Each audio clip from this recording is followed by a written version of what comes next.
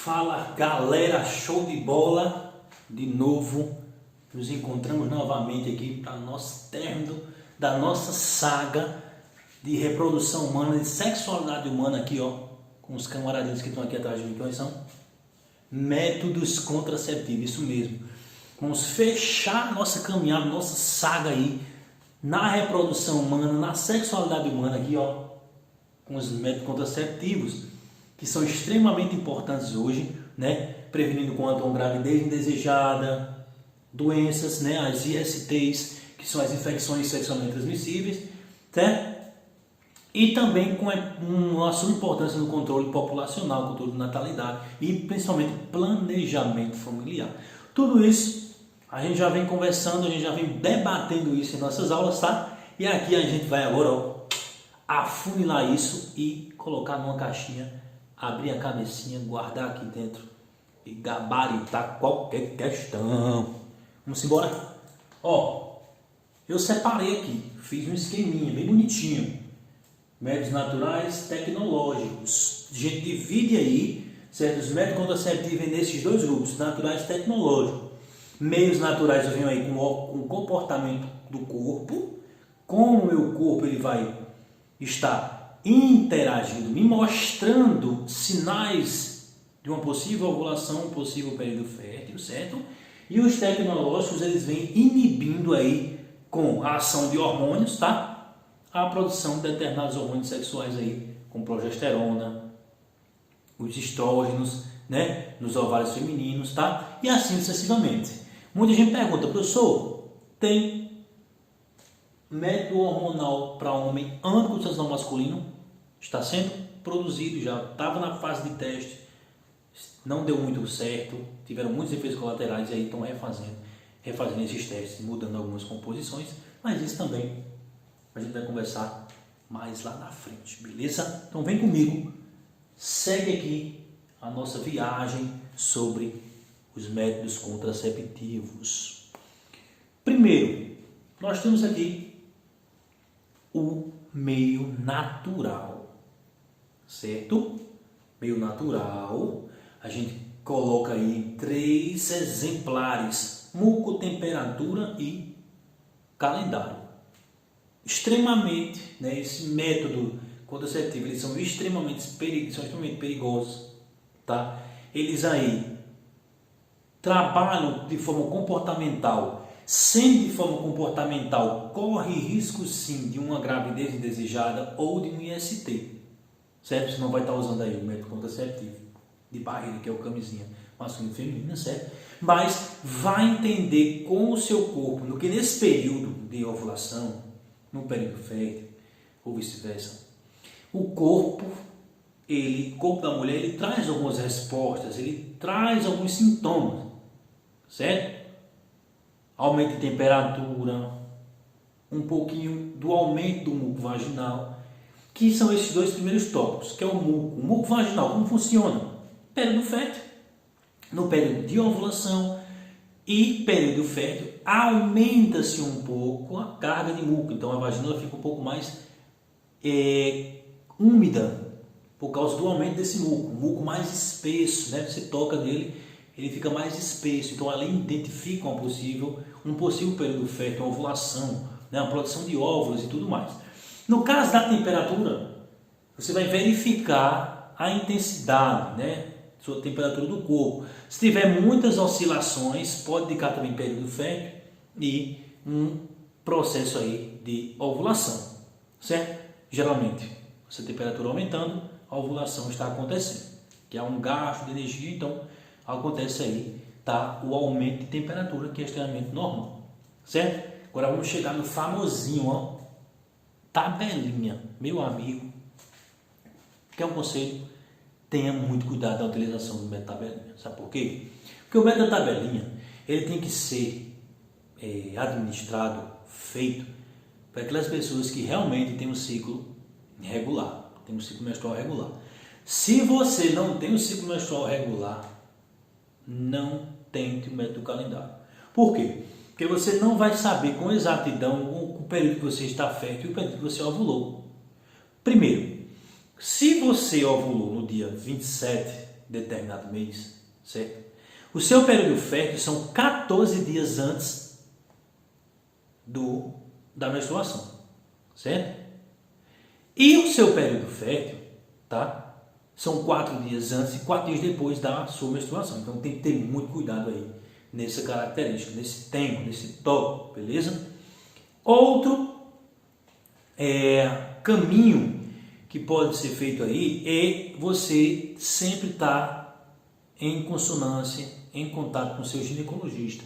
Ele é quem vai indicar o melhor meio, certo? O melhor método, melhor técnica, melhor medicamento aí hormonal, para que você possa se utilizar de meios contraceptivos de forma mais saudável, né? Você não pode aí estar utilizando métodos contraceptivos, principalmente hormonais aí, indiscriminadamente. Está mexendo com hormônio, então tem que ter muito cuidado.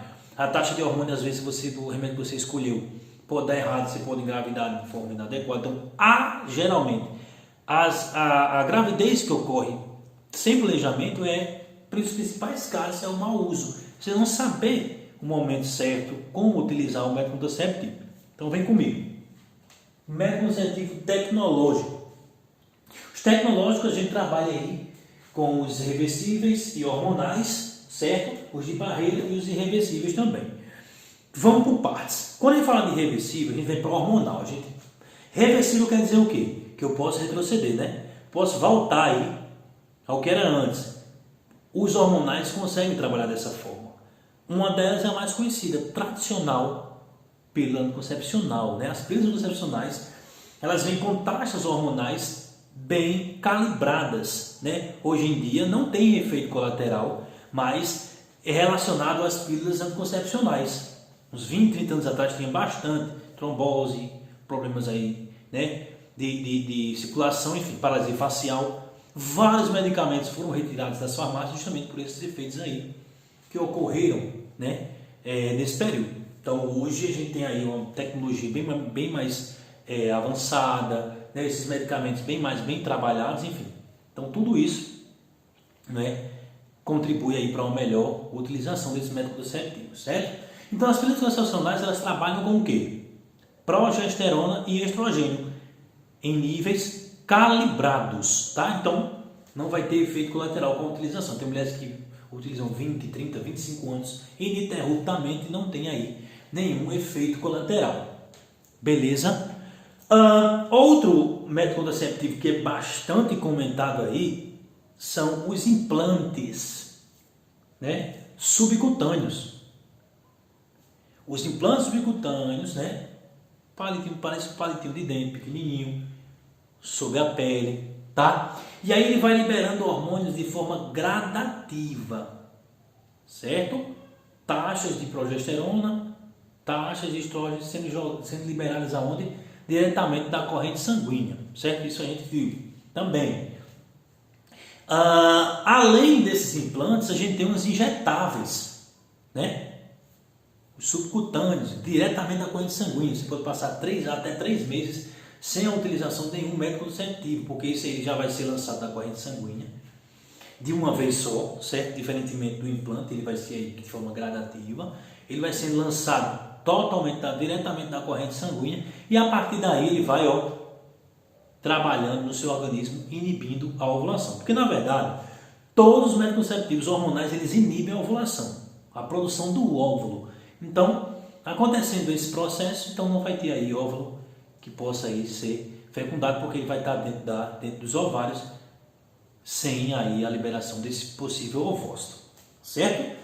Além desses aí, tem outro hormonal também que eu sempre comento, que é a mini pílula ou micropílula, enfim, que são para aquelas mulheres que tiveram contraindicações, que têm contraindicações ou tiveram algum efeito colateral adverso com a utilização da pílula anticoncepcional, certo? Então a mini pílula vai funcionar como?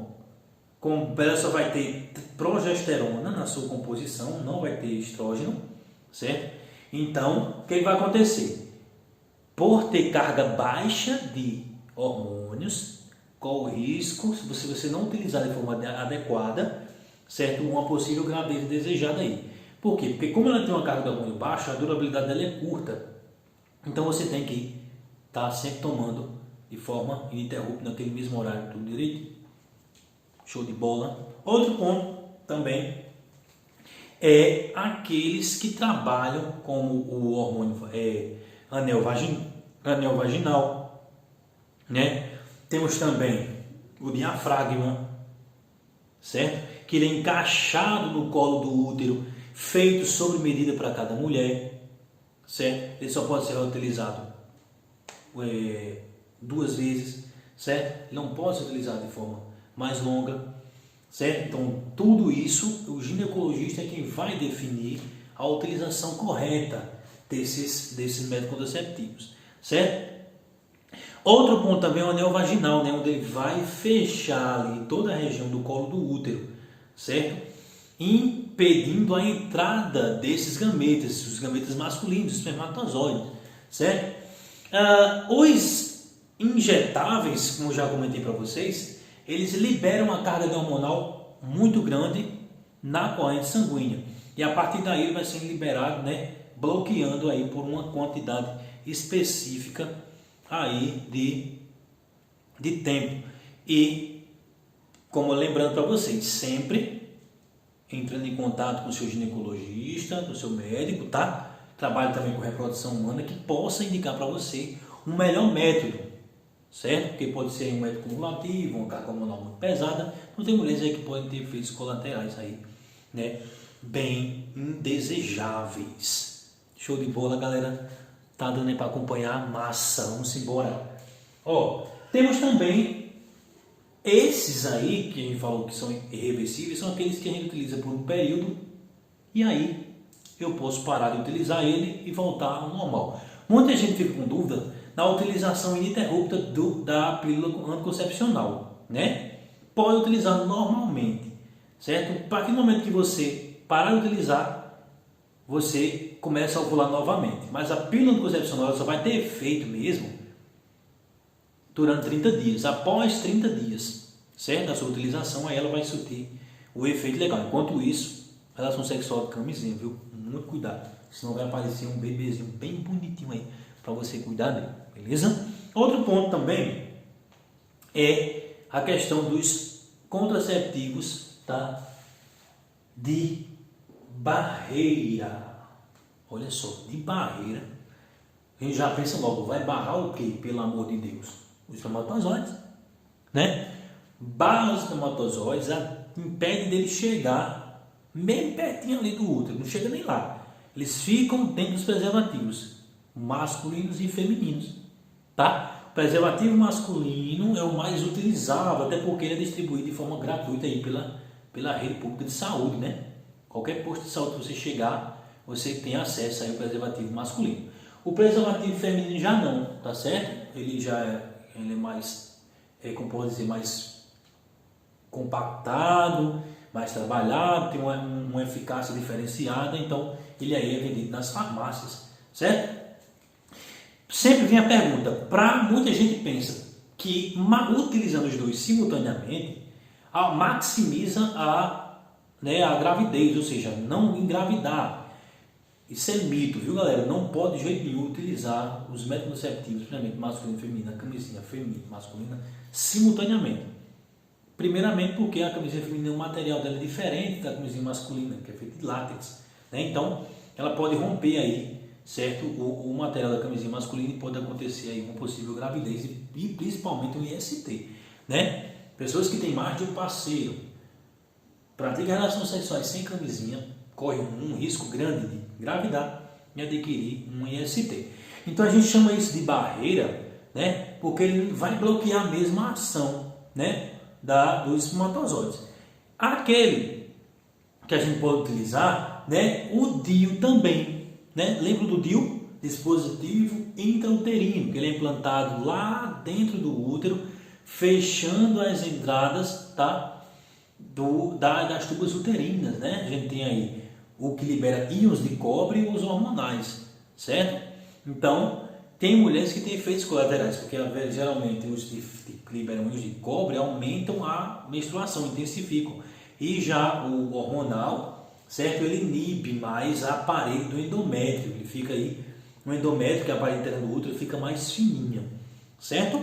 Então, a utilização do dispositivo intrauterino, certo? Também, às vezes, é administrado até com uma anestesia local para ser implantado o DIU na mulher, certo? Tem mulheres que utilizam o DIU e o corpo rejeita, né? Causa rejeição, dores abdominais, enfim. Então, também é um método contraceptivo bastante utilizado, né? Só que é interessante você entrar em contato com quem? Com um médico ginecologista, que vai indicar para você o melhor método contraceptivo. Show de bola! Temos aí também os irreversíveis. Olha só, uma vez feito, não tem como a gente retroceder. Um deles é laqueadura tubária e o outro a vasectomia, tá? Eu posso transformar a laqueadura tubária e vasectomia em reversíveis? Com certeza, quando é feito só um nó na região, certo? No caso da mulher, na tuba uterina, nas trompas de falópio, né? E no homem, no canal deferente, né? Aqueles canais, essas vias seminais, né? Por onde os espermatozoides vão se terminar a sua maturação. Sendo feito só um nozinho, tem um prazo de validade aí que vai de acordo com o material utilizado, certo? Mas, se optar em fazer o método realmente irreversível, olha só, que é o cortezinho das duas tubas uterinas e o corte aí na vasectomia, no caso dos canais deferentes. Uma vez feito, não tem como você voltar atrás. Por isso tem que pensar bastante, planejar bastante, pensar direitinho, conversar com seu esposo, sua esposa, decidir qual é o melhor caminho, tá? Porque aí são técnicas, são meios realmente de não possibilitar uma gravidez, porque não vai ter mais a via de acesso do gameta. No caso da mulher, retirando a tuba uterina, por onde é que o óvulo, por onde é que o espermatozoide vai encontrar o óvulo, ou o óvulo vai encontrar o mesmo aí, sem ter essas vias de acesso. Então eles ficam lá dentro dos ovários, certo? No caso da vasectomia, não afeta nada fisiologicamente no homem, tá? Funciona normalmente, ejaculação, o ato sexual, a parte sexual masculina, que muita gente tem preconceito de fazer vasectomia, porque pensa que tem muito efeito colateral, mas não tem efeito colateral nenhum, não afeta nada. Simplesmente, no momento da ejaculação, é liberado o sêmen mais o espermatozoide, que é o gameta, certo? Feita a vasectomia, o espermatozoide não vai ter acesso à glândula bulbouretral, nem vai ter acesso à glândula seminal e nem à próstata, que se misturam entre esses líquidos e produzem o sêmen.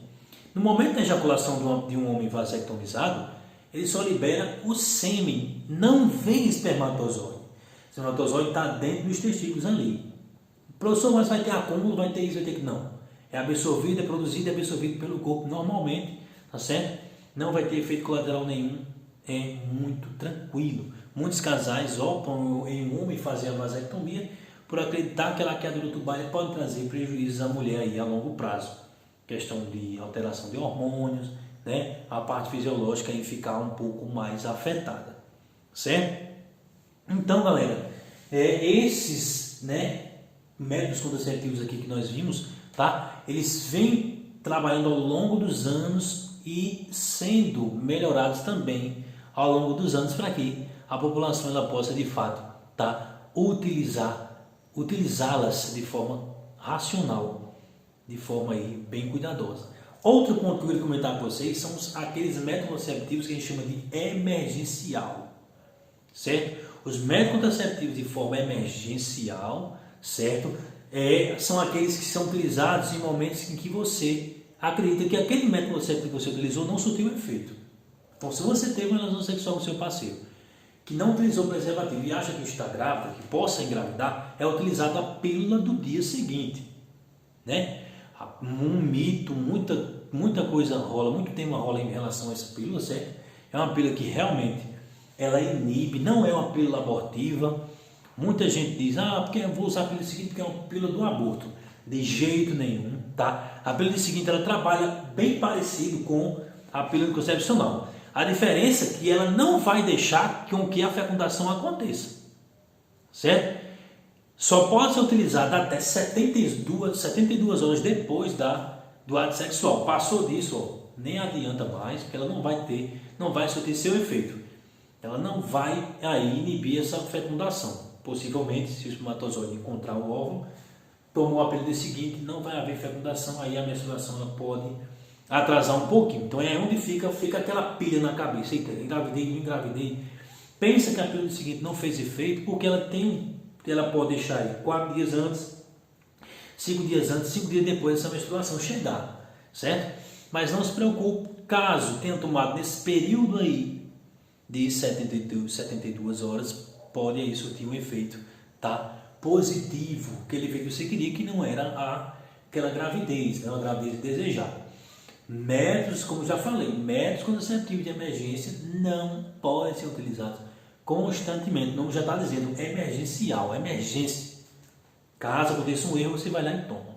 Mas, professor, se eu quiser tomar sempre, pode acontecer, né? A pílula seguinte ela não vai trazer efeito colateral em relação a isso, mas não é bom você estar se utilizando desses materiais, até porque eles carregam uma taxa hormonal muito pesada, né? Eles têm aí uma taxa de hormônio aí bem forte, tá certo?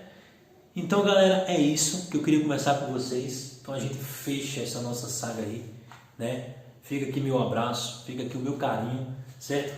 E aí a gente se encontra novamente em um novo capítulo da nossa saga Ciência da Vida. Show! Valeu!